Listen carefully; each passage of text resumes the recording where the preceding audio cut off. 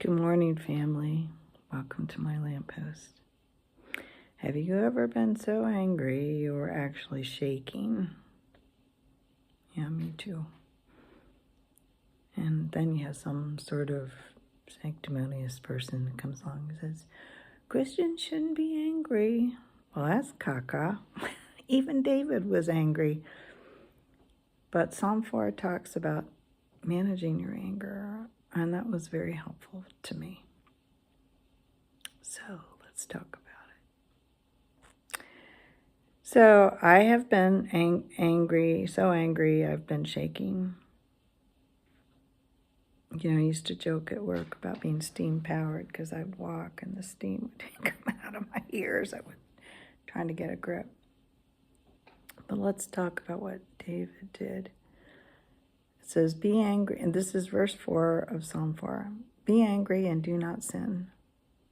Meditate within your heart on your bed and be still. Offer the sacrifices of righteousness and put your trust in the Lord. Okay, so here we go. Here's Aunt Beth's translation or interpretation. Get a grip on your mouth. Don't say a word. Okay, that's the do not sin part. Okay, you're angry. Shut up and get out of there. Okay.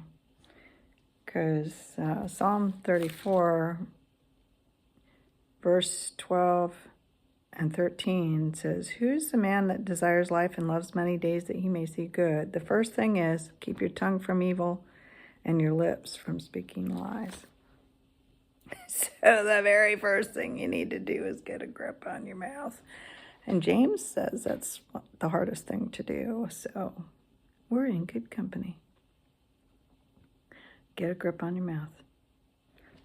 Get out of there. Okay.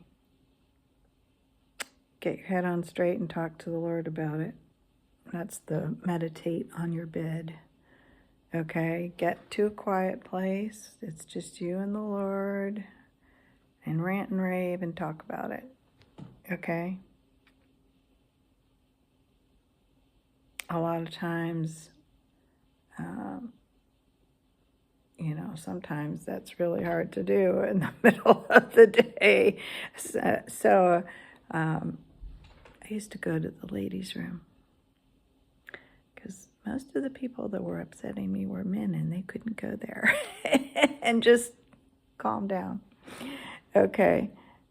Because you never make a good decision when you're angry. Offer the sacrifices of righteousness. Okay. So this is walking yourself back from the edge where you would do something stupid. And when you think of, I was like, what are the sacrifices of righteousness? Well, worship, praise, prayer. And I'm thinking, well, if you're entering his gates with thanksgiving and his courts with praise to offer the sacrifices, boy, that's going to switch your attitude.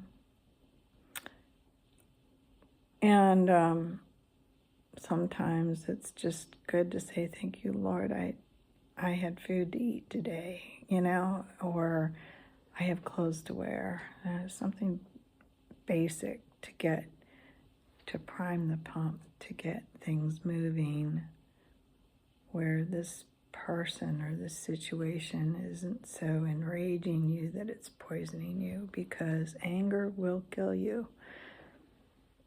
It'll kill me if I let it go, if I let it continue to stir up my system.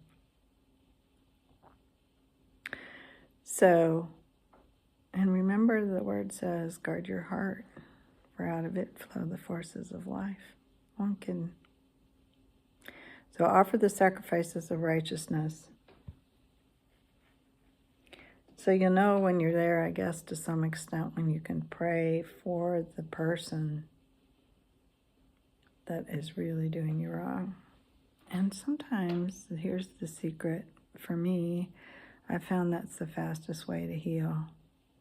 Because of instead of inflow, where they're their poison is getting into me, or from my head down to my heart, I outflow. It's very hard to plug a flowing fountain. And it's not, Lord, get them, even though I want to say that. But trying to see the situation there, and actually, I'm so blessed because I have the presence of the Lord and the promise of eternity, and maybe they don't. Okay. So you're got to get close enough to God to give them the sacrifices of righteousness. So enter his gates with thanksgiving and his courts with praise. Okay. And then you can get the counsel from the Lord on how to deal with the situation his way and his mind. Because your heart is calm and your mind is calm. And then the last step is put your trust in the Lord. So this is not an easy thing to do. Okay?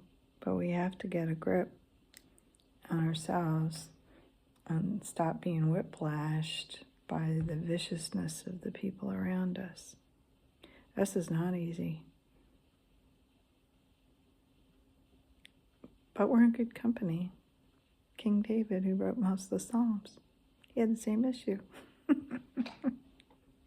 So, I hope this encourages you. Have a fabulous day. All God's best.